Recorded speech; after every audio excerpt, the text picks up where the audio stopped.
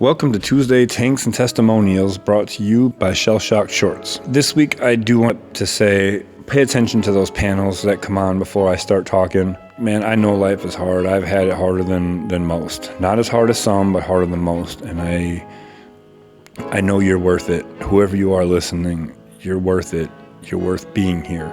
God can use you. He will show you his purpose and use all the negative and turn it around. You just have to hold on and hold out hope.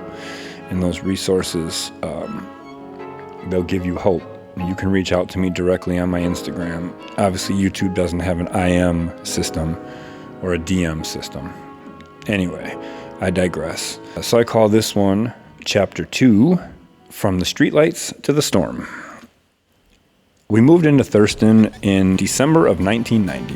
Our neighbors quickly became my first real street family. There was Ricky, Mark, and Brian, 3 brothers, each about 2 years apart as far as I remember.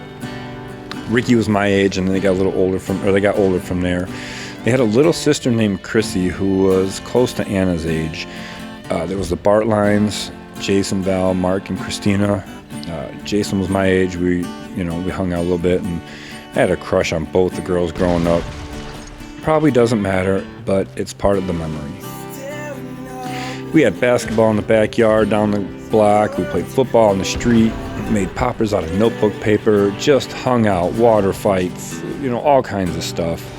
Whatever we could do with whatever we had. Just like any group of city kids, man, we'd make something out of nothing. If you told us to go inside and grab our Game Boys, we'd probably say no thanks. We were living life out there. My mom would literally lock us out of the house so we wouldn't be running in and out of the damn house all day, quote. I remember that like it was etched into the walls. We'd be outside from morning till the streetlights came on. And as wild as that sounds today, that part of life was actually full of joy. We were free. But the nights were another story entirely. What started as freedom by sunlight often turned into fear after dark. Just as the light faded, so did the peace. I can't count the number of times we were jolted awake by 2 grown adults screaming at each other, my mom and Mark, letting the whole building know what their latest argument was about. They said things to each other that no child should hear.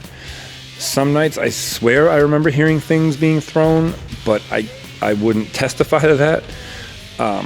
Other nights it was just the venom in their voices that did the damage. This became my foundation for what fighting looked like. Raised voices, slammed doors, names you don't say in public. That was definitely the language of conflict in my world. That was the house I grew up in.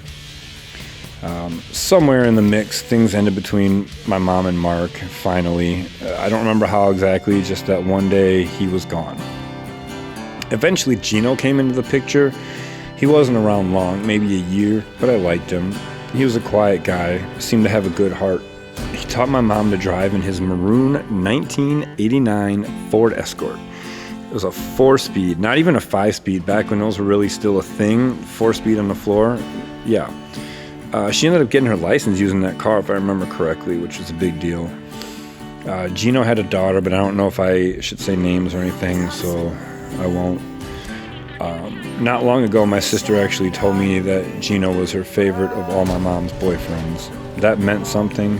Even if he didn't stick around, he made enough of a mark to be remembered kindly. In between Mark and Gino, there was another guy, Scott. I only remembered him because he liked The Legend of Zelda, and I also think he was the one that would bump Blood Sugar Sex Magic by Red Hot Chili Peppers on cassette over and over. I also remember that I had just gotten Zelda on my Nintendo, and he was familiar with the world and thought it was kind of cool that I was playing the game. Unfortunately, I found out that he was a cokehead. Sadly, that wasn't uncommon in my mom's circle.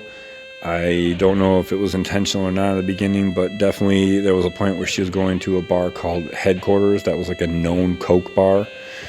Anyway, by the time I was 12, I had inherited a new role, built-in babysitter. I remember my mom used to be like, I can't wait till you're old enough to watch your sister so I can stop paying for childcare, and she meant it. Anna's babysitter lived a few miles away, and every morning my mom would walk her there and then hop the bus to school. If I got suspended, which happened twice a year like clockwork, I'd tag along on those walks and then go to class with my mom, who was taking GED courses and then ultimately got an associate's degree at MATC. As soon as I turned 12, I was pretty much the babysitter. That was my new job, no questions asked. It's funny, in the daylight I had a tribe. At night I had trauma. But I was learning how to compartmentalize it, how to carry both. And that would come in handy later. Just because the rain slowed down didn't mean the storm was over. It had barely even gotten started.